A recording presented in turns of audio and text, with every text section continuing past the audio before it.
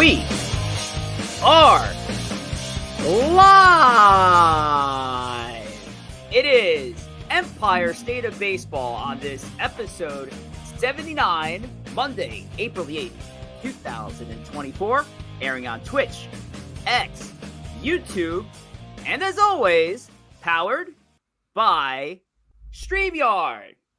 Gentlemen, good to see you once again. It's another Monday, which means it's time to talk some baseball, New York baseball specifically, for the next hour. And fellas, I got to ask, and I'll start with Tom here, because Tom probably watched the games this weekend, at least with the Yankee games.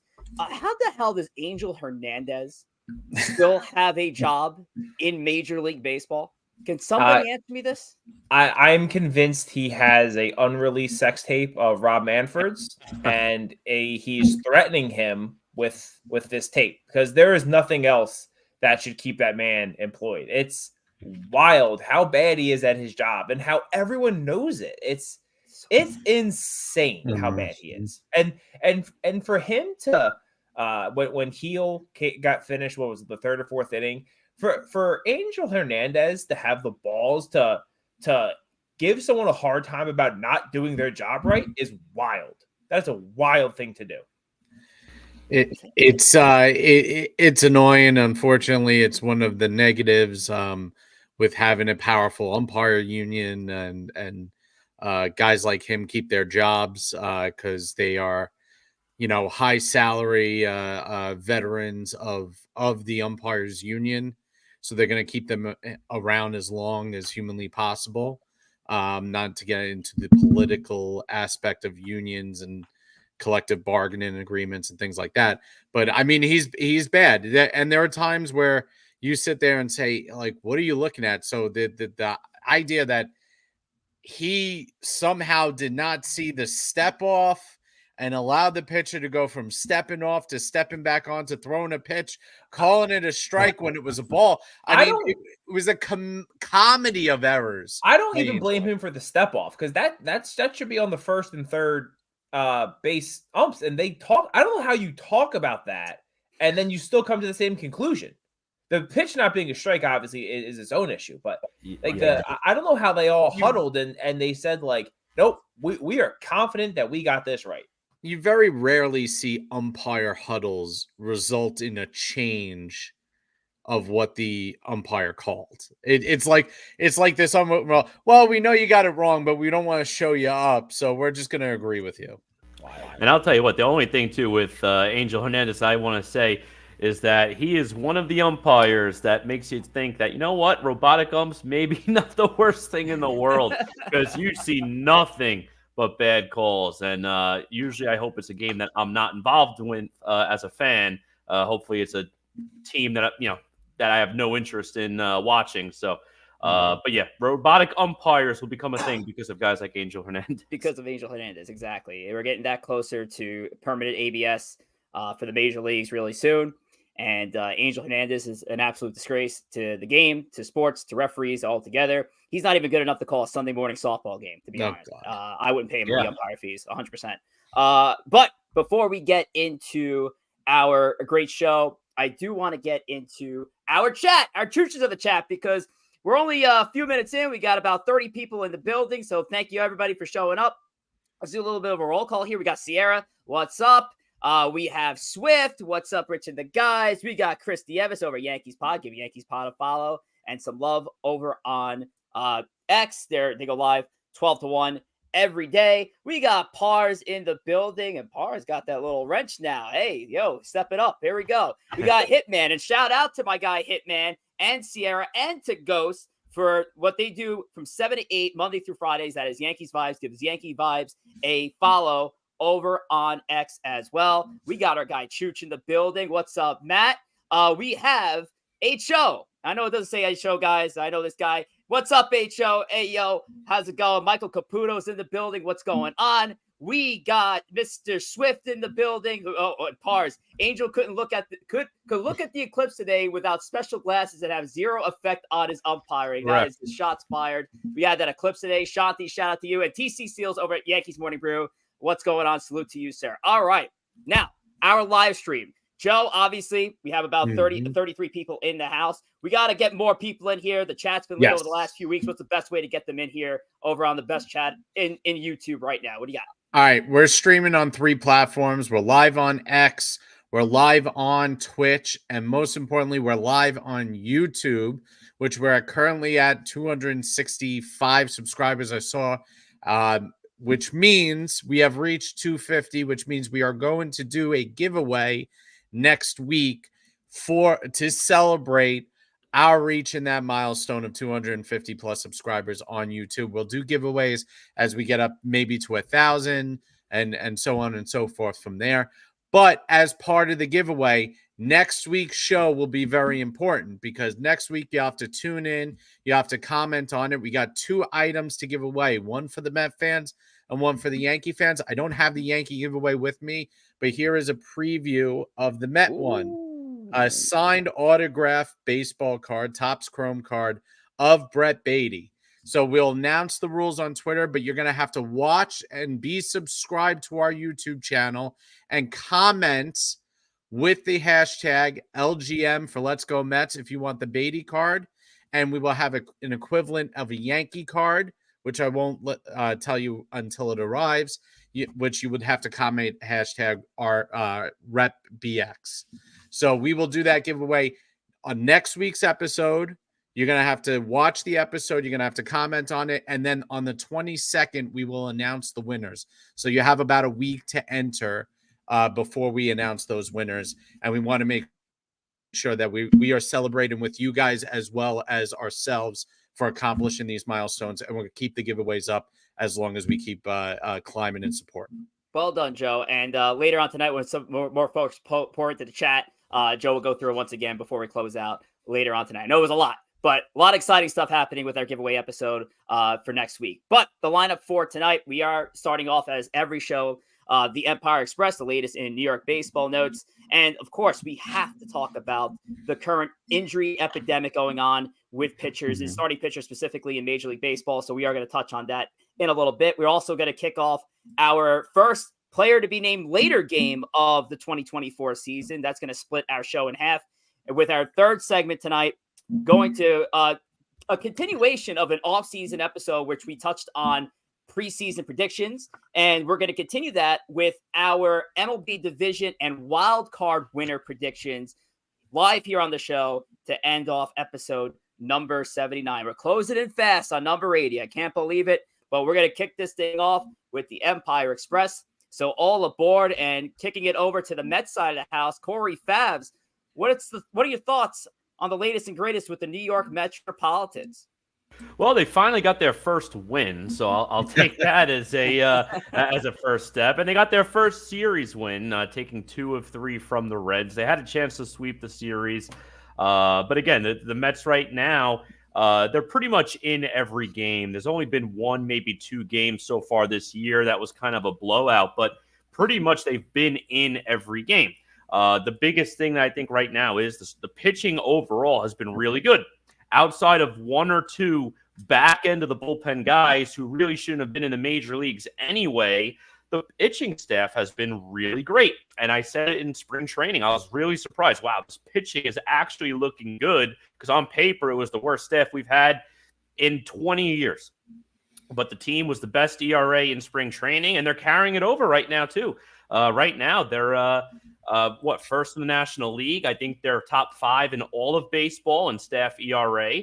So the pitching is holding it down. It's the bats that have actually been quiet. And honestly, it's the same crap. Every year it's the same story with the Mets. It's the offense that seems to be lagging.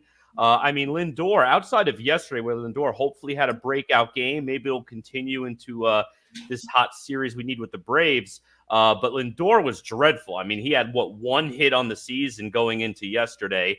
Outside of maybe Alvarez, Beatty, and a little bit of Alonso and Marte, I mean, the offense has been dreadful, but the pitching has been surprising, man. I hope they keep it up. And my bold prediction was Mets finish top 10 ERA in all of baseball. Right now, they're doing even better than I predicted. So like a genius. Yep. Yeah, I mean, the biggest problem with the Mets right now is some of their core players aren't hitting. I mean, Lindor, aside from yesterday, hasn't hit much. Nimmo still hasn't hit much, although he's getting on base with a walk almost every game. And McNeil hasn't hit anything. And when the three primary guys in your lineup outside of Alonso and Alvarez is a catcher, so he's going to miss probably one game every series, which is about what most catchers miss. They haven't hit. And the pitching's been there. The bullpen has blown 4 games to this point already, which is a problem in of itself. Tompkin is now gone. He blew 2 of those games. Ramirez is now gone. He got DFA'd today. He blew the game on Saturday, if I'm not mistaken, which thank God I was at a wedding. I didn't have to witness that. But I mean, listen, I think the Mets are actually – look, they're 3-6. They had a rough start. The manager had a rough start. Once the offense gets going, once JD Martinez comes, I think the Mets are actually gonna be fine because I don't think the lineup is as bad as it's playing right now. And the pitching looks like it's holding up at the moment. So Diaz is a big help in that back end. When Diaz pitches, he's almost automatic at this point. He's a fantastic closer. The Mets need that. Ottavino's a little shaky. We know that. Brooks Raley is a really good reliever. So I think the Mets are fine in terms of balance. It's just getting that consistency. And for whatever reason, and we've seen this a couple years in a row, these bats coming out of spring training are not ready to play. And until they get ready to play and start hitting at the rate we know that Lindor, McNeil, and Nimmo can produce, we're going to get a lot of games like we've had, one-run games, tight games, and you're going to leave it up into the hands of the bullpen. We know what can happen sometimes with the bullpens. Absolutely. And but for the New York Mets, of course, they're now off to a 3-6 start. Good for third place here in the National League East. They start a 4-game set against the Atlanta Braves in Atlanta. So Braves are up 2-0 right now. And the Braves up 2-0 right now in the first game of that 4-game set. So a tough match for them. And then they face the Kansas City Royals for 3 games, I believe, coming back home, if I'm not mistaken. I don't know if that's on the road as well. So they're coming back home for Kansas City as well. So a more of a favorable matchup there, if you want to say that. So from Mets baseball, though, we will move on to the Yankees side of the house. Did want to shout out 4 more people who did creep in. Matt took it from another accounts in here. All right, what's up, Matt? Welcome back again. Appreciate you, sir. Church's pick of the week every other week here on Empire State of Baseball. Our guy Ghost from Yankees Vibes. We also got Donnie Clark in the building and Dane Huber from NYY Underground. Give those fellows a follow over there at NYYU. All right, well, speaking of the Yanks, let's talk Yankees baseball. So for the New York Yankees, Thomas, can't ask for a better start. I mean, right now those standings are outdated because I believe the Yankees did put the button on their game against the Miami Marlins, so they should be up to now a 9-2 record to start the young 2024 campaign. But what are your takeaways on the Yankees thus far through this part of the season? You can't say really a bad thing about them at this point. They've looked really good, and I know it's been only 11 games, but you can't ask for more in your first 11 games. The offense is clicking when it needs to. They've been shut out, I think, twice. So, it seems like they got kind of all slumped together for a little bit of time, but then they have come back. Starting pitching, it's early in the year, so they haven't been giving a ton of length, even though Nestor did go 8 innings today, which I think really was huge. Especially with the past couple starts not being so long from the starters. Nestor giving you 8 to really reset the bullpen. Yesterday, things were getting a little hairy. I think they were really not wanting to overuse guys, especially this early in the year. Volpe, I talked about him last week. He is continuing to be just an absolute terror. He's leading the league. His average at this point. He looks better defensively. I know he won the Gold Glove last year. It was a weird Gold Glove. If I'm being honest, I don't. There's a lot that went into why he won the Gold Glove last year. He looks just more confident up there. His swing looks better. Soto looks comfortable. The fans love Soto. Vibes are high. Yankee vibes. Shout to the chat are about as high as they can be on April 8th, right? So let's keep the good times going. playing the Marlins, who stink, sweep them, right? I think that's the difference where Yankee fans are now than they were before.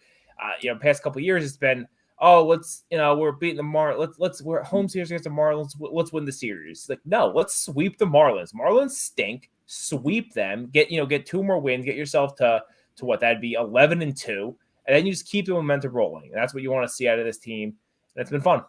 And I'll tell you what, they're going through some adversity too. I mean, they're doing this after losing Garrett Cole for the first 2 months of the season. And right after Garrett Cole, I know they were saying Judge had something going on there. Obviously, he's playing, but they're doing it through some adversity too. So like you said, you really couldn't ask for a better start from the New York Yankees. And Cole threw, I think he threw on flat ground today. I think he said he threw 25. I don't want to call them pitches. I think he essentially 25 throws. It sounds like it went positive at this point. I'm sure he'll get looked at tomorrow to see how the elbow is doing. So he is, I guess, on the timeline that you would hope he's on. They did lose Loizaga over the weekend. And we'll get into the elbow epidemic. So I do think, even though I think Yankee fans, we are, Matt Blake, and, we trust with this bullpen and putting it together, I would feel a lot better if you could put another established reliever that maybe does jive with Blake. I'm not saying that has to be Emmanuel Clase, but if are some guys out there who you can really trust, wouldn't mind bringing someone in, because you get a little, I think, worried if you're saying, all right, Caleb Ferguson, you're coming in the 7th in a 1-run game. I don't think you love that idea.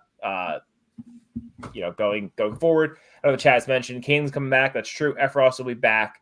I don't know. I just think you never could have too much bullpen help. Absolutely. I'll hang up this note here. Sorry.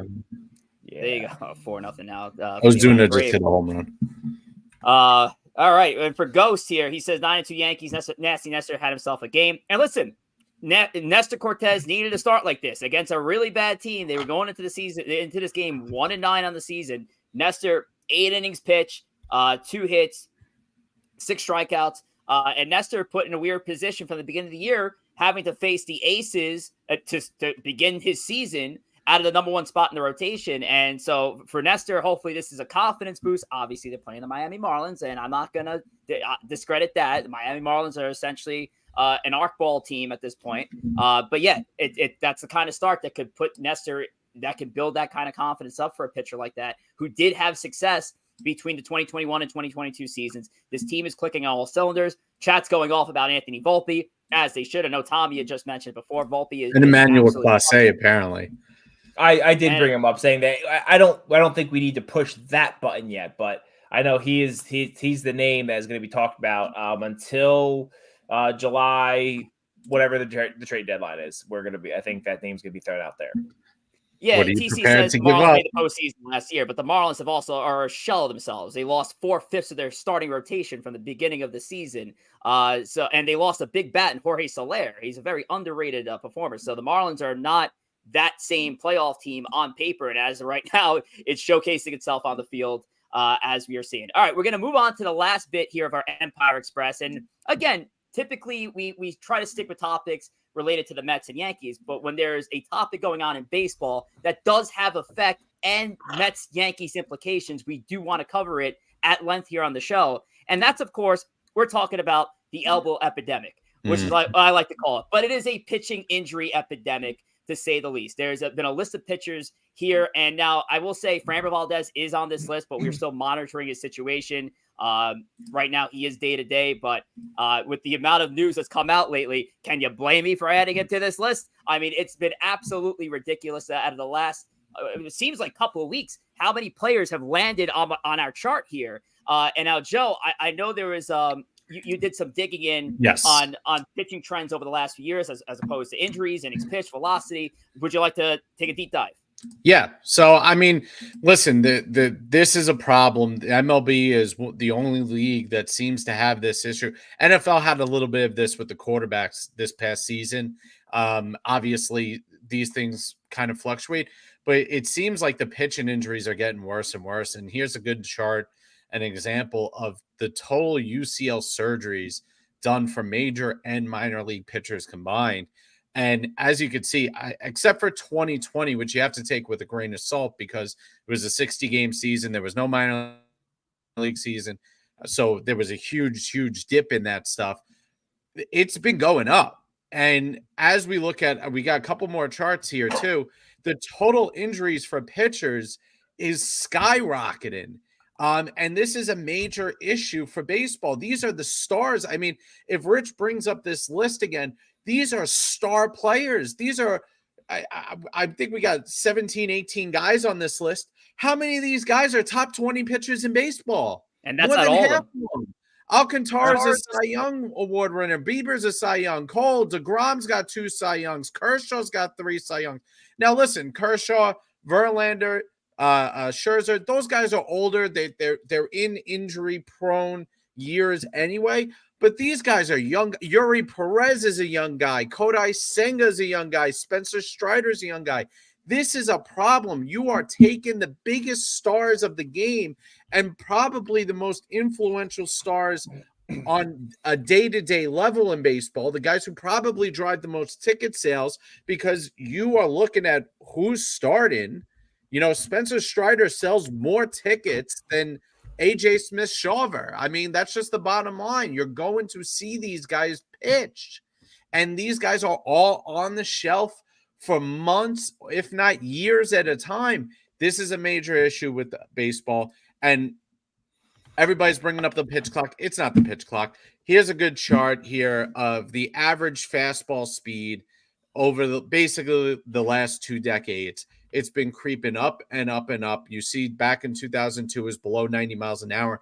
Now we're reaching the point where, and this chart's a little out of date too, it's probably over 95 at this particular point in time. And you have to wonder, what is the main cause of these injuries? You know, pitchers are pitching less, they're pitching harder, they're pitching with more effort, they're covering less innings, and they're spending more time on the IL. And I think it all has to do with velocity. All right. Yep. Just chase for the velocity. If you go online, if you go on YouTube, and I posted a couple of videos today, you see kids that are 17, 18, 19 years old, crow hopping, throwing weighted balls, trying to hit the 100 miles an hour on the gun, trying to spin the ball with measured spin at these quote unquote pitching labs. All of this is doing irreparable damage, and it is extending to the major leagues. It's not just what's happened in the major leagues. It's what these kids have done to their elbows, their shoulders, and their bodies before their bodies are mature enough to handle it. And that damage carries forward for into their major league careers. I think it's a massive problem, and baseball's got to do something to figure out how they can change this and how they can stop this. I said it in our own group chat before. The major league starting pitcher is going the way of the NFL running back, where these guys are just getting absolutely worn out before they hit essentially free agency. They're just, their arms are falling apart, their elbows are getting destroyed. And the problem is, if you don't do this, if you don't try to throw 100, if you don't try to throw a slider 92 miles an hour, you're not going to make the majors. And you'll never have a chance anyway. You know, yes, there are guys who, we mentioned in the chat that, the human arm's not made to, throw overhand and throw this hard. And yes, there are guys who are freaks of nature. There are your Nolan Ryans out there, your Roger Clemens of the world, who some people are just kind of blessed with it. But most people aren't. The issue is, like Joe was saying, that they're in these labs and they're trying to throw harder and all that kind of stuff. And listen, you can get stronger. You can change your mechanics to have more, velocity and more spin, but you can't strengthen your ligaments. Like, your ligaments are your ligaments. Yeah. It's the same, same things like the NFL. Like, you could do all these like strength things, but like your concussions are concussions. Like your head's not getting any like stronger. Your brain's not getting any like more resistant. Your body's right. Not, it can't handle it. I don't know what the answer is, because you can't put you can't put speed limits. You can't put like, oh, you can't throw a ball, you can't throw a slider that spins at this rate. So I have no idea what you do. Yeah, and I think the big problem is too. I mean the big thing, it's that with this velocity right now, and and all these issues here. I know the pitch clock's getting all the news time right now, but it's not the pitch clock. The pitch clock's just from last year. This issue started 10, 15, 20 years ago when these pitchers who are currently hurt were coming up through little league systems, going through high school, going through travel ball teams and all these other teams that they played on.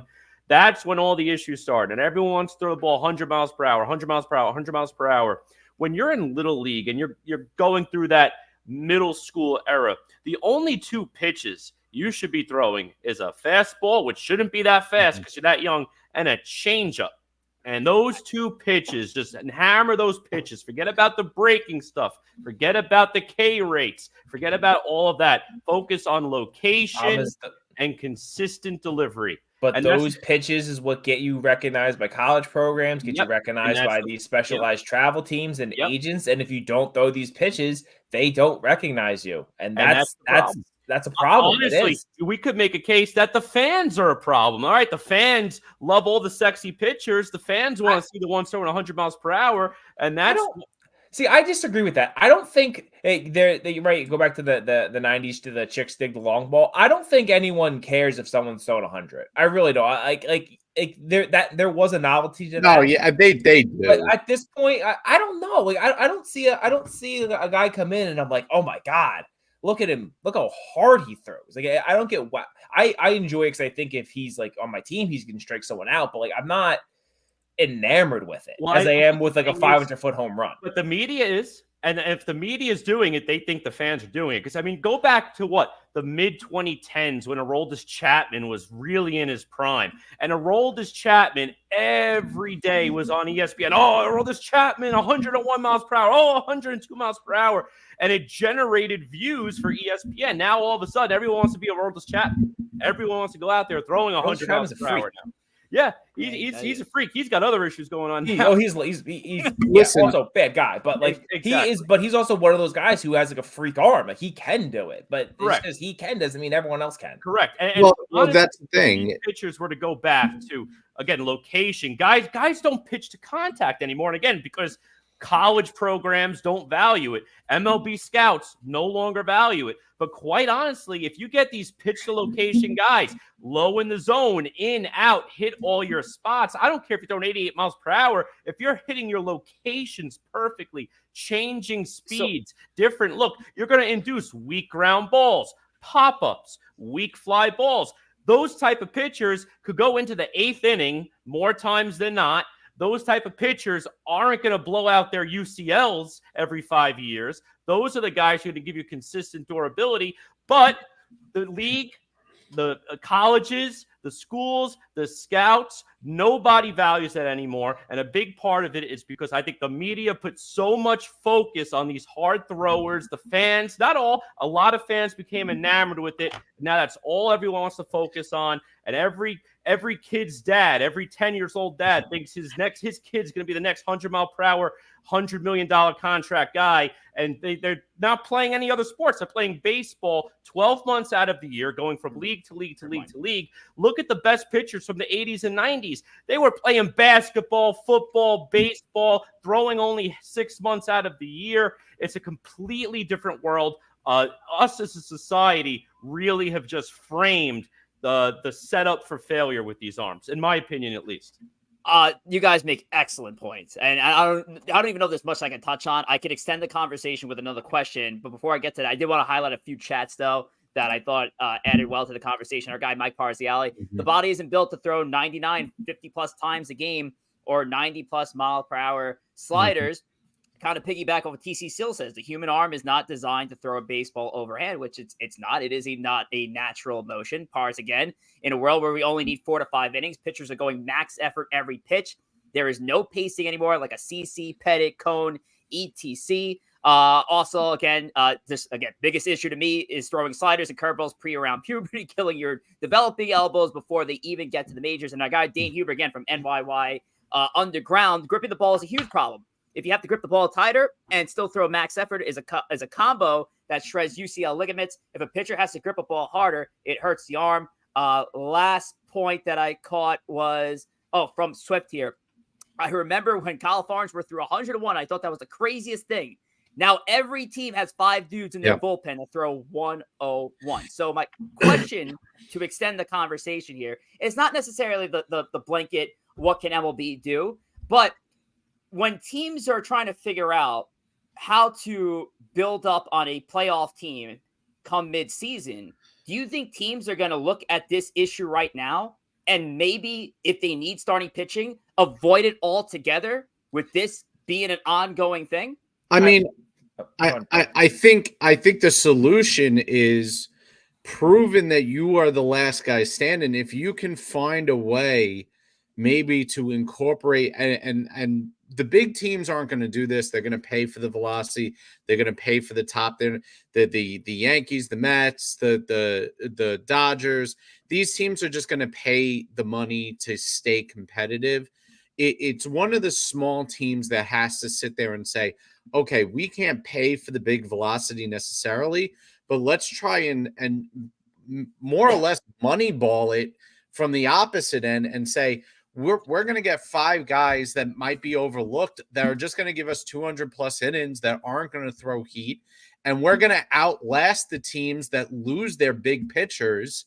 Like if the Rays lost 3 pitchers last year, Drew Rasmussen, Shane McClanahan, and Tyler Glasnow, and they just replaced them. So I think it has to do with somebody's got to be successful doing the opposite of saying, I'm not going to pay big arm guys, flamethrowers. I'm going to go out and find the 4 or 5 guys that are going to pitch 92, 95, but are going to stay healthy every single time out. The way of the running back in the NFL. And I'm going to put rotation together that might not necessarily have a flamethrower, but it's going to have 4 guys hovering around a 4 ERA, but they all going to pitch 200 innings. And I'm going to win like that. Yeah, I think so. That's how that changes. There's talk in the chat also about, tack on the ball, which I think has been an issue and pitchers have complained about it. I frankly think that what they need to do is you need to limit the amount of pitchers on a roster. When you have so many pitchers that you can afford to just blow through them and say, you guys need to throw 100 miles an hour.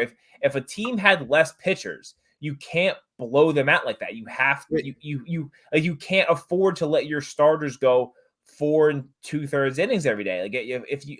If starters have to pace themselves to go 6-7 innings, they're going to be healthier, and then the relievers are going to be pitching less, and then you're also spacing that out. But I don't know, but then teams are still going to say, well, yeah, but we can just we'll hope we get lucky. So it's I agree with you, Tom, and I think in part what they've done with the pitch clock is to try and move baseball back to that where pitchers have to conserve their energy, where pitchers have to start the game out by not throwing 100. They have to do what Justin Verlander has done his whole career. He starts the game out throwing 94, and by the 7th, 8th inning, he's throwing 98 because he paced himself. The problem with baseball and the problem in what we've seen, and the shift is a microcosm of this, the analytic community, these labs, these math guys who sit there and come up with a formula to win and think that they know the best way to win, say, don't adjust to the game. The game has to adjust to you. So what do? You don't adjust to the shift. You hit the ball over the shift. You don't adjust to the pitch clock. You throw through the pitch clock, and you throw hard because hard is what gets guys out. And we have this inability in a game that is made of adjustments. Baseball is a game of adjustments, start to finish. It always has been. We have turned around and said, no, we have a formula, and if you follow the formula, you're going to win. Don't adjust what you do, and we'll figure out the rest. But that is a lab scenario. They don't realize that human beings play this game. I hate to just dump it on analytics, but that's where this comes from. The idea that we can formulate how to play the game, but the formula can never take into account the human behind the formula. Yeah, what the body's limits are. They just say, this is what velocity gets out. Go with velocity. They don't think of the consequence of doing that on the human body, which is not calculable. Yeah, no, I totally agree with everything Joe just said with the analytics part too. And again, analytics is a tool to help you build a roster, help you put guys in the right situations. But we've become so enamored by analytics that the managerial job is almost useless. You could take any bum off the street, say, here's what the analytics said, follow this and we'll pay you. You're taking the human element out of a human game. Some guys just perform better in the clutch. Some guys can't perform in the clutch. Some guys are having a hot streak. Analytics doesn't believe in hot and cold streaks. So I completely agree. I think analytics is also a big part of it. The injuries specifically, I think, stem from an issue that started 10, 15 years ago with how these kids come up through their development and into the younger systems into the big leagues. But analytics, I think, does play a role as well. All righty. Tom, does Roback by chance make soft casts now for pitchers that are dealing with elbow injuries or soreness? Listen, if they do, I'm sure they would put some really nice designs on there, some bright colors, maybe some stripes, maybe some other stuff going on. But yeah, let's transition off this sad topic. Let's talk about some fun things, and let's talk about what Roback has to offer out there today. I'm rocking the yellow jasmine polo again. This is Masters Week for those of you golf fans out there. This is the best week of the year. And I've told you guys again, if you are a golf fan, there is a lot of awesome designs they have out there. This one I'm wearing is basically sold out. I've mentioned that too. If you like the stuff you see on their website, they have limited quantities of everything, and once it sells out, they won't be releasing this stuff again until next year. But I also want to mention this stuff isn't just for golfers, right? They have awesome hoodies, Q-zips. My wife has gotten a few things from them. She's gotten some joggers. They just came out with a full zip hoodie that she really likes. So it's really just kind of comfortable clothes. Again, it's awesome for golf if that's what you're into. But if you want to be comfortable, that athleisure stuff out there, they have everything from pants, shorts, long sleeve tees, women's stuff, kids stuff as well. Head over to Roback.com. Use promo code TWASPIL15 to get yourself 15% off your first order. And again, if you are a golf fan, that Azalea collection, they are still adding a few things to it, but I'm telling you, things are also just selling out. So if you see that you like, go and grab it because it might not be there tomorrow. Love it. Excellent stuff there, Thomas. I don't know if my next two shout outs are our Roback customers, but I hope they are now after that great spot there. So appreciate it, Tom. And those shout outs, by the way, go to my guy NFE. Give him a follow at the Strike Zone on YouTube. Salute to NFE. And we also got Aaron Rodgers in the house. Shout out to Aaron Rodgers. Not the actual quarterback, Aaron. But no, anyway, we don't need to do that. Let's get into our next set of games on this Monday, April the 8th. It is called A Player to Be Named Later. And the hosting duties today are going to be going to Tom and Corey for tonight's game. And they are going to be giving the rest of the hosts 3 hints on a former player that played with the Yankees or the Mets, or hell, maybe even both. And we're going to try to guess, and the rest of the hosts are going to try to guess who that player is. So for those who are guessing, stay out of the chat. Let's get into it. We're going to start with Corey's guy from the New York Metropolitans. Corey, what do we got? All right, so for my play here, and again, this is a pitcher who is not throwing 101 plus miles per hour, so don't worry about that. That's a bonus hint for you.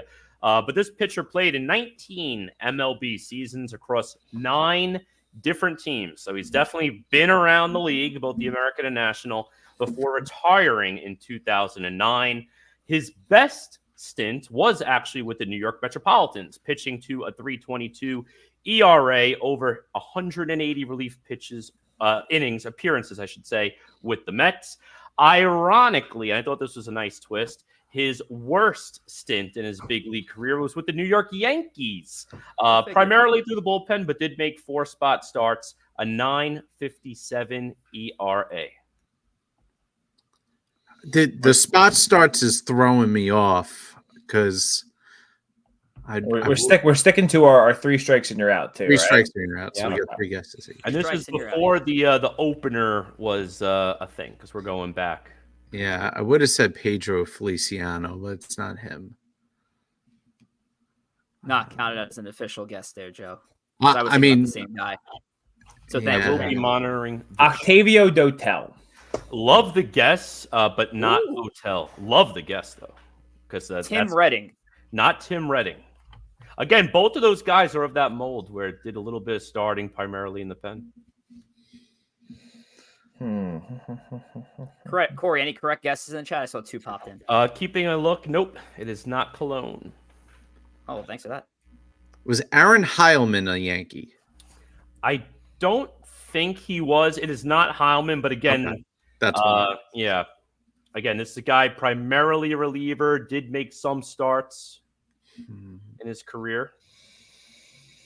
Made some starts in his career. Primarily a reliever, though. Real crap with the Yankees.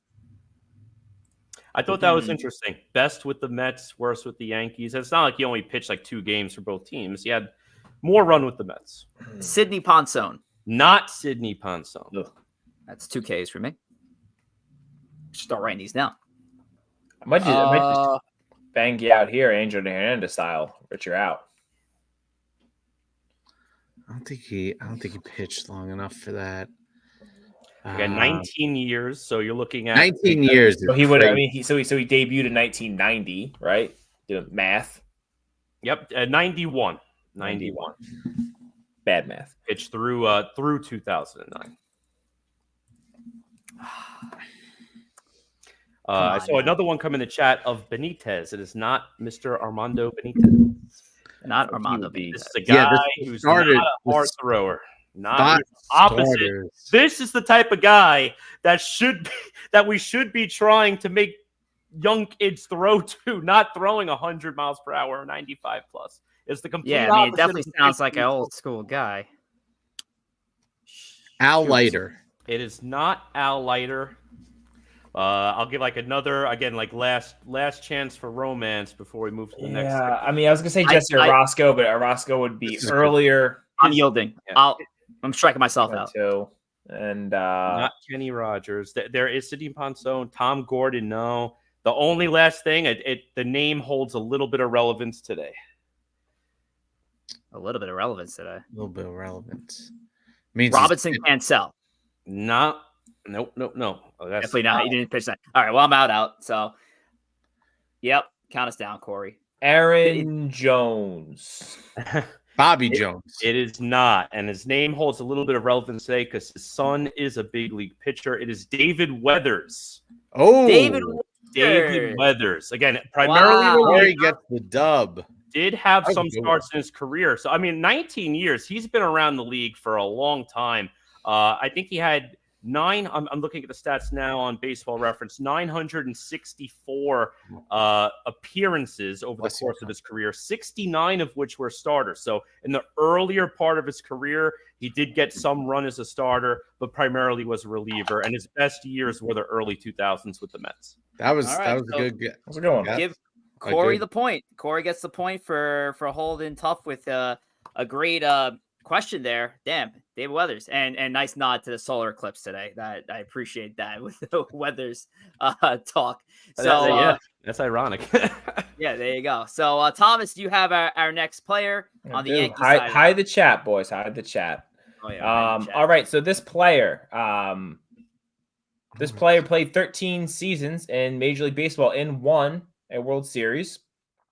This player is a one-time All-Star, and he led the league in stolen bases for 3 consecutive seasons. And finally, this player, not a fan of when he did this. He is the one who hit the game-tying hit in the 2001 World Series against Mariano before the eventual game winner. Tony Womack. It is Tony Womack. I should have shouted it out while you're still reading the hints. I was waiting until you at least finished the question, but once I saw that last bit, I was like, "That's Tony Womack right there, 100%." And I like Tony. I like the kind of player that the Yankees picked up there, but he got displaced by a certain star second baseman the year he made his Yankees debut, of course, Robinson Cano. So Tony Womack. I'm sorry, I had to jump right in there. I was like, I'm going to give him the question. You know it. Anybody you gotta... before, so be it. I'm going to throw right out there. It's Tony Womack, 100%. 4-1 Mets. Braves are leading the Mets. Just there we go. Tony Womack. That was easy AF. All right, very good. Listen, I'll take the I point. got to give the boys a softball every so often. I'm a gracious king of the trivia game. Corey brought out a very fascinating one. I'll be honest. I kind of just found I used him in the Immaculate Grid, I think yesterday, and I was like, yeah, Tony Womack, let me use him. And then as I was doing it, I'm like, this might be too easy. I love Tony Womack, so that was definitely a good one. I think the specific of when you burn a team like us, it's like saying this catcher hit a home run against the Mets in Game 7 of the NLCS. Everybody knows it's Yadier Molina, so I think that wasn't the game. I don't know, because when I think about that game, I think about Luis Gonzalez. I think about Craig Counsell scoring. I don't always think about the Womack double. That's not one of them, and maybe that's just me. So maybe I just gave you guys a softball and appreciate that. Next week I will be coming with something absolutely diabolical the next time I get a chance. Oh God, Corey Favs, a lot of our player to be named later that we've archived over time is on Instagram, along with your fantastic work that you bring into the gram. What do you got on Instagram, bud? Well, listen, go ahead. If you want to see, again, all the player to be named laters, you want to see all of the reels, you want to see all the graphics that we put out throughout the show, polls, you name it, it's there. Go ahead, follow us on Instagram at Empire State of Baseball, and you can follow all of us individually, myself at Corey Favs, Joe at JR Pugs, Rich at Rich J Rivera, and Tom at T Wospil. Again, go on Instagram. All of our archived graphics are there, preview polls, reels, you name it, at Empire State of Baseball on the gram. This kid Corey Favs is way too humble. This kid Corey Favs with the I don't know what goes through this kid's head when he comes up with some of these reels that he's put together. But now we got not one, not two, but 3 reels that have over 1 million views each on the Instagram. So if you're not following us on Instagram, you're just doing a damn thing wrong. Go follow us at Empire State of Baseball on Instagram. Corey Favs, you're a legend. But let's get into our final bit real quickly. We're going to go through our 2024 MLB division and wild card winner predictions, kind of a continuation of our segment from a few weeks ago where we touched on our overall predictions, awards, ball predictions, all that good stuff. We're going to get into it division to division. We're going to start it off with the AL West and NL West division. So here is the AL West as we have it. Corey Favs got the Texas Rangers, the defending champions, taking the damn thing. Joe and I have been very high in Seattle. So obviously we have Seattle with the AL West here. And Tom is still hanging on to the Houston Astros as the you can't bet wrong against either of these 3 teams, especially the Astros. Yeah, I don't know I don't get how anyone could just bet against them. They just keep winning. That's all they do. They win that division. They'll win that division again this year. I will pick them to win the division until the team is dismantled. And I agree with your point too, Tom, because me and you both have the Astros in the World Series, and until they prove you otherwise, it's hard to go against them. I know the Rangers ended up taking, I think, the division last year also, but it came down to that last day. It's hard to go against the Astros or the Rangers or the Mariners. Yeah. Honestly, all great teams. The crazy thing is this division, these 3 teams are so evenly matched that I think Tom's win total is a little high. I think Rich's win total is a little high for the division because I think all 3 of these teams are going to be in that 95 to 88 wins mark because they're going to constantly jostle with each other. The only thing I worry about with Houston now is their pitching has been decimated. You have to hope Fran. And I don't see them getting enough pitching back early on to get to that level that you're saying, Tom. But I could see any of these 3 winning the division. I just think Seattle's pitching is the superior of the division. It looks the healthiest right now and the youngest. So I'm going to go with Seattle in this situation. Quick shout out to my guys tuning in from X. We got Jack Esposito and Joey Bag of Donuts. What's up, guys? Let's move on to the NL West. And Thomas, looks like it's unanimous here. Yeah. And it looks like it's also unanimous with all of us saying the Dodgers will have over 100 wins, which I would think is going to either put them in the 1 or 2 seed, getting that bye in the National League playoffs. And after what they did this offseason, I don't know how you could pick against the Dodgers. Although, like the AL West, there is a lot of pesky teams, a lot of good teams I think we're going to see one or possibly two wild cards coming out of the NL West this year. I almost went with Colorado. No, I'm just kidding. No, Nimmo, 3-run game time and home run, baby. Let's go. Oh, there you go. Oh wow, big home run. Love you, Brandon Nimmo. Way to wake up, Nimmo. Absolutely baby. love it. I do want to say with the Dodgers too, and again, I didn't have the Dodgers making the World Series, but I did think on paper they were the best team record-wise. So held true with that. They were my only 100-win prediction team, but all of us had the Dodgers at 100+ wins. So that just goes to show you. Sorry, I'm getting distracted by the game right now. But listen, I think the Dodgers have put together one of the best offenses I've ever seen in that top of the order. Yeah. I think they're going to win 105 games. They're getting Walker Buehler back. Clayton Kershaw is going to come back as well. Once their pitching comes back, I think they're going to run and hide in that division. The Padres got weaker this year. I'm not confident in the Giants. Arizona's good, but they're still young. So I think the Dodgers going to run and hide and probably win that division by 15 games. Yeah. Joe, your brewing romance continues here from Hector over at Morning Brew Sports. Shout out to Morning Brew. Sorry I'm late, but I had to give my Joe, a.k.a. Joseph, some shit. Oh, my goodness. Wait till you get my standings predictions for the AL East. Oh, boy. Yeah, sure. We'll get there. We'll get there eventually, but we will get to the American League Central, Joseph, and playing back off your bold predictions with you and Thomas. Still staying with it. Detroit Tigers winning that division. What else we got here in the AL Central? Yeah, I got a bunch of losers other than the Tigers. That's what we got here. 83 and 79 as a division winner is quite low. Listen, I think mid 80s gets it. I think 83 is a little low. Sucks. I think that's the thing, though. I like the Tigers. I will say, though, I mean, the 83, again, it was so hard for me to put that down. But when I was trying to look at one of these teams, I could not think of a team between 85 and 90 wins. I mean, the Central divisions in general for the last few years have been the weakest divisions in both leagues. But the AL Central is the worst division in the league. There's a lot of teams, like, again, the Tigers. They're going to be a little interesting this year. The Royals, they have some young, solid players. They could be interesting this year. I went with a little bit of the safer pick, in my opinion, going with last year's winner in the Twins. But I do not think any of these teams are that great. I would actually say every wild card team, when we get to that segment, is better than the Central winner. Just an overall weak division, and I do think whoever wins this will be eliminated in the first round.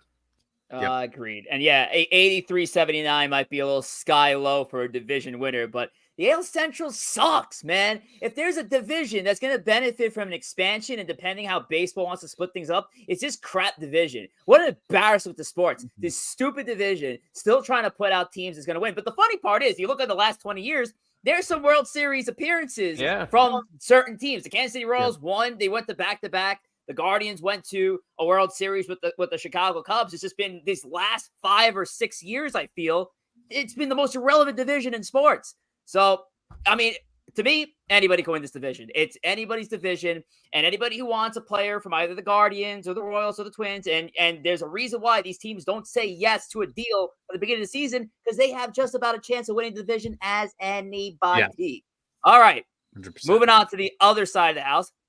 We'll talk about the worst division in the National League, which, of course, is the Central. Wow, look at this. Here we go again.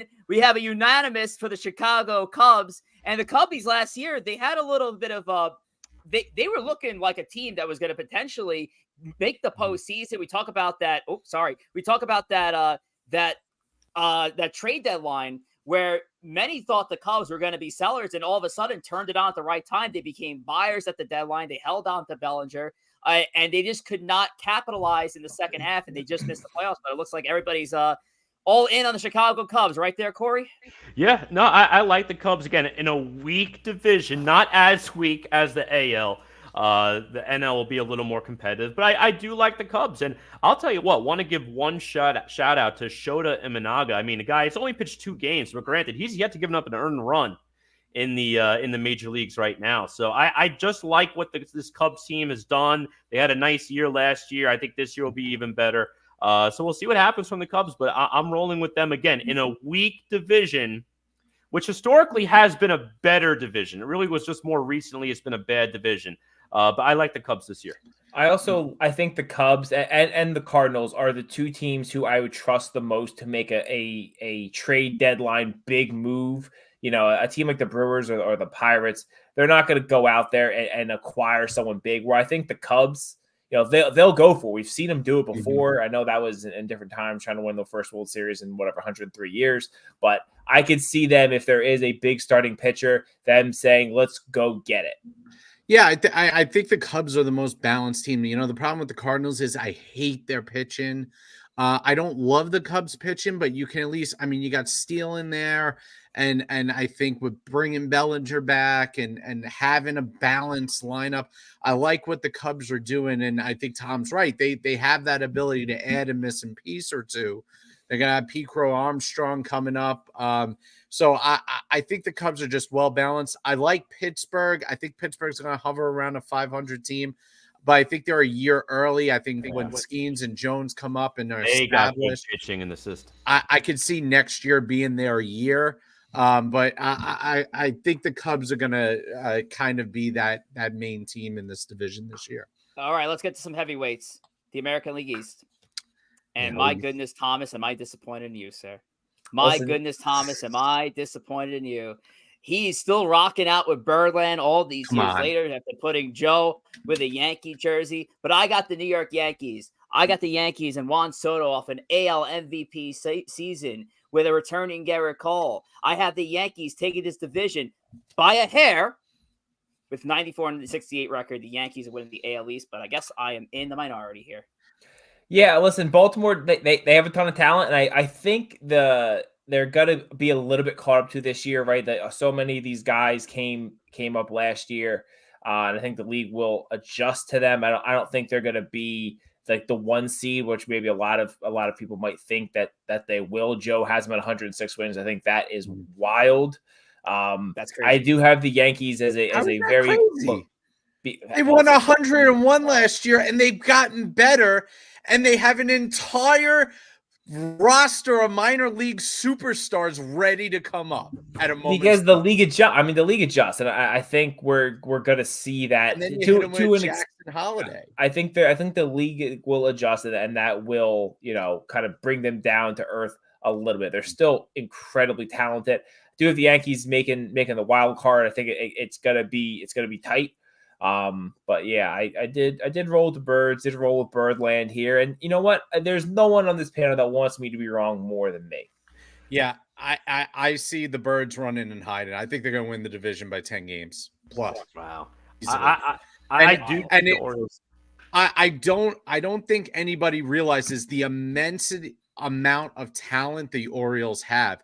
Heston Kjerstad is hitting 570 in the minor leagues right now. He has 5 home runs in 6 games. Jackson Holiday's lighting the world on fire down there. They have 4 guys who are major league ready in AAA alone. This team can replace any injury that occurs to them. They can replace them with guys who are going to be stars. I don't see how, and they got Corbin Burns, who has already shown up the first 2 starts of the year. So for me, I don't see how it's close. I don't see any team in this division threatening them. I think everybody's playing for second between the Yankees, Rays, and Blue Jays. I'm going to be honest with you. Yeah, and I think in this division, the teams are going to really beat each other up. And that's why I was a little more bearish on the win total. But I do think just because of all the talent, Joe, that you mentioned, I did put the Orioles at the top of the division. But I'll tell you what, late in the year, getting those matchups of Corbin Burns versus Garrett Cole. And I think these teams between them, the Blue Jays, again, don't discount the Rays too, because they're always in it. I think they're just going to all beat each other up. And I think they're all going to be very close in the standings. It's going to come down to that last week, but I do think the Orioles, with all of that young talent, come out on front. We also saw. Go on, Rich. No, that's what I kind of factored in my win total there. It's going to be a beat up here, as Parrs kind of mentioned, 99 to 100 max for the division winner. I think it's just going to be really close among the top 3, and that's why I don't have any of those teams going over 100 wins. But go for it, Tom. I was going to say what I was talking about the Cubs before with my faith that they will go for it at the deadline. Last year, the Orioles proved that they won't go for it, or they maybe that doesn't have a new ownership group. But last year they didn't. Yeah, but a rental is a rental. It's that's not necessarily the same thing. I I don't know if they're going to really want to part with some of those guys. And I'm not saying you have to part with Jackson Holiday to get a rental. Obviously, you're not going to do that. But will they make that move? Because last year, with how good they were and with the pitching that was available, they went out and they got Jack Flaherty. Like, that was the move that they did when they needed pitching. So you wonder if they have the ability to, or the willingness to go out and overpay for guys if they really think it's their year, which talent wise it really could be. Let's flip it over to the NL East side of the house. We still have wild card winners to get to. We keep this one quick. You know why? Because all four of us want the Atlanta, or well, not want, but believe the Atlanta Braves will take the National League East division. And I mean, Corey Favs, yeah, I guess you can't blame anybody for going down this route. Yeah, no, it's the Braves. They're the clear-cut favorite. Now we have to see what the deal is, the official deal with Strider. Again, I thought Strider was going to be my NL Cy Young this year. So that would be a big blow. But with or without Strider, this team is so talented. I mean, they're going to win this division. Yeah, the offensive firepower that the Braves can bring to bear is almost second to only the Dodgers, as far as I'm concerned. Listen, I'm a little. Are the Braves going to win the division by 10 games, Joe? I think it's I have them at 9 games versus the Phillies. You'll have to see what my NL wild card is as far as the win total is. But yeah, I think so. I think Strider. I think the problem is the pitching. Strider hurts them. Morton, I don't have much faith in. But and the back end of the bullpen is a little shaky. But the offense is just going to absolutely bludgeon people to death. They're going to win the division, even if I think the win total regresses slightly. Acuna is not going to have the same year he did last year. Joe, you mentioned the NL wild card, so that's where we'll continue this. We'll stay with the NL, and we'll go through the wild card. Now, this will require some flipping through because we're picking 3 winners each, of course. So Corey Favs, you have the Phillies, the D-backs, and Milwaukee. Now, I would say the Phillies and the D-backs, you're going to see some common threads here, but the Milwaukee Brewers definitely took a step back. You're feeling confident with a Corbin Burns-less Milwaukee here.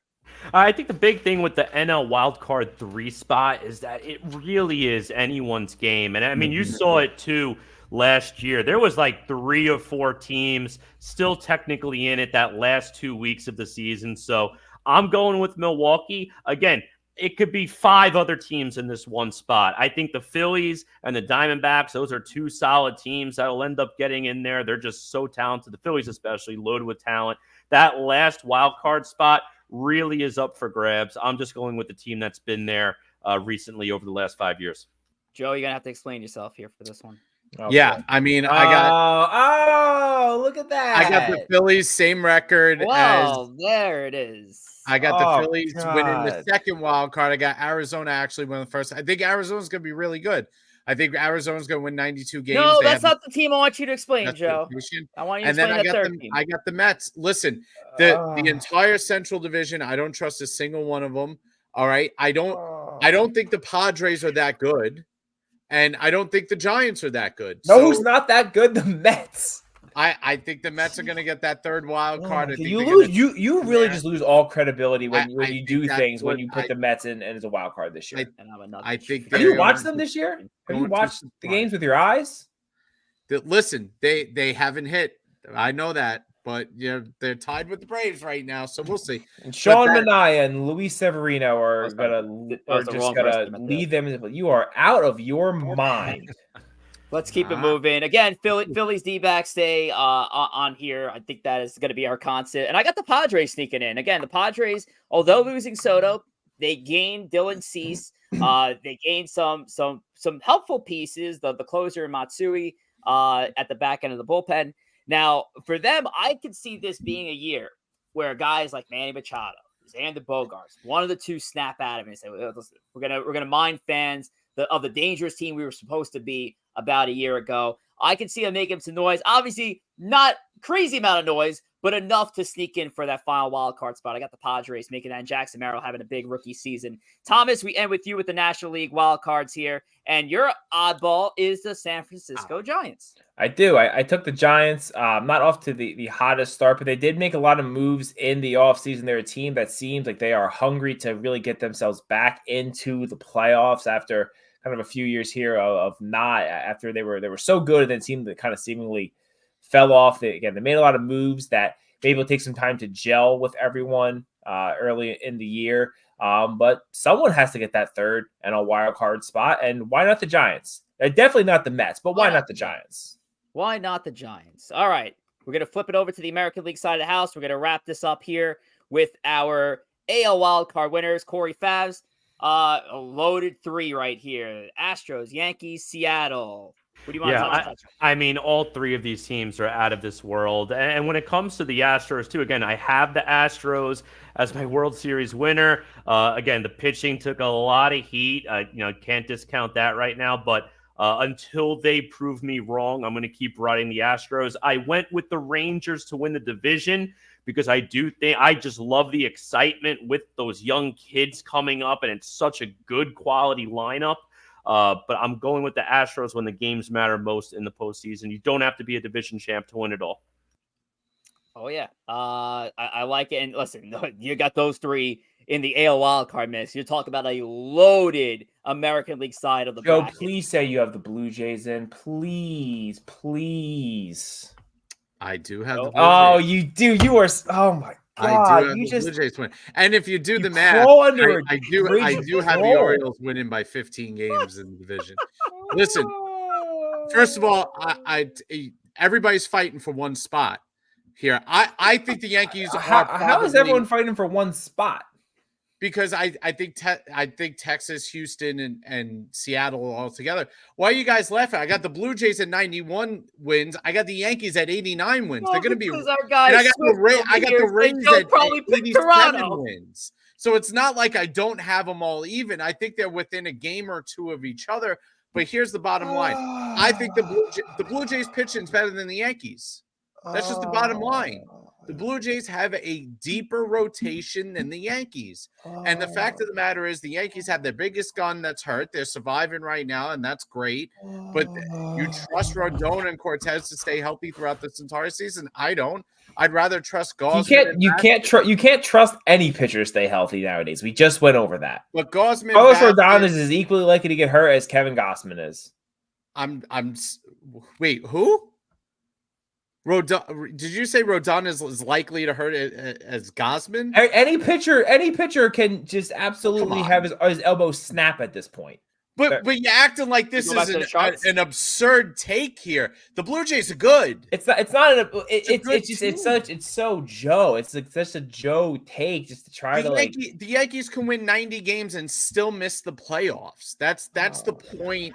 I will say, though, because I did say it in my AL East predictions, too, I just think those teams are all going to beat up each other, and that division's going to be within a few games. Multiple teams can be fighting for the wild card. So I do agree with that point, Joe. I think all of those teams are going to be right there with each other. The AL is tougher because you have 3 top-tier teams that can win the World Series coming out of the West. You don't have that necessarily in the NL. And the crowning that you and other people have put on the Seattle Mariners is wild to me. The Seattle Mariners have done nothing to deserve these roses that people give them. They constantly disappoint. Like why do I don't understand. Hang on a second, they are knocking on the door. But they've been knocking on the door for years. They've been the Mariners are just Blue Jays West. They're knocking on the door and then they don't come in. Knock knock. Who's there? No one. You stink. They have the best. They have the best rotation in baseball. They have a young superstar in center field. I love what Seattle has done, and they've built it with and again, this is all dependent on pitchers staying healthy. But they are a fantastic young team. So I don't see why this is like a big shock. If you have 3 wild card teams above 90 wins, somebody's getting left out. All right, Thomas, back to you here. It could be the Yankees as it could be the Blue Jays. Yeah, so I have the World Series champ Texas Rangers getting the number 1 wild card spot. I have the Yankees right behind them at 92 wins, and then I do have to say Seattle Mariners in the 3rd spot. Again, I'm not saying Seattle is a bad team. It's just it seems like everyone wants like the sexy team to pick, and the sexy team to pick for a while was Toronto. Now everyone wants to jump on Seattle. Maybe this is the year Seattle actually makes the playoffs, and maybe they can win a playoff game. They get treated like they're the Dodgers, when some people talk about them. And until they prove that they can actually do something, make the playoffs, and actually win a game in the playoffs, or win a series, I have no faith that they're that team. Joe, did you just want to get revenge on the chat for them coming hard to you over the last month? Michael Caputo over here, so he's losing his mind. Did Joe say the Blue Jays are going to make the playoffs over the Yankees? Who was the better team last year? Last year, it's 2024, Joe. Come on, not now. that different of a team. You guys got Soto. You got the same picture hurt for another month. Oh my goodness! All right, just to get to mine real quickly, we got the Astros here. Listen, the Astros are always going to be a threat. I know that they have their pitching woes right now. We don't know what's going on with Framber. Selfishly, Framber Valdez, ace of my starting staff, hoping for the best there. But the Astros can never count them out. Division, they got the wild card one for me, but barely, just right over the Orioles at 93 and 69. Again, loaded top two in each division there in Texas with an 88 and 74 record. Numbers are probably skewed a little bit, but hey, I think the American League side of the house, you're going to have an insane side of the bracket right there. The National League, listen, we're poking fun at Joe about the Mets pick, but hey, that last spot for the National League wild card is a crapshoot. There's no team head above the rest of that pack. So it's going to be very interesting where we get there. And yes, Hitman, I'm holding receipts. This is a recorded episode, as each of our episodes are, on YouTube and X. And speaking of X, Thomas, what's the details and the latest and greatest with the artist formerly known as Twitter? I don't even know if I could do a read right now. I think my brain is fried for what you like Joe Twitter. what yeah, I do enjoy Twitter.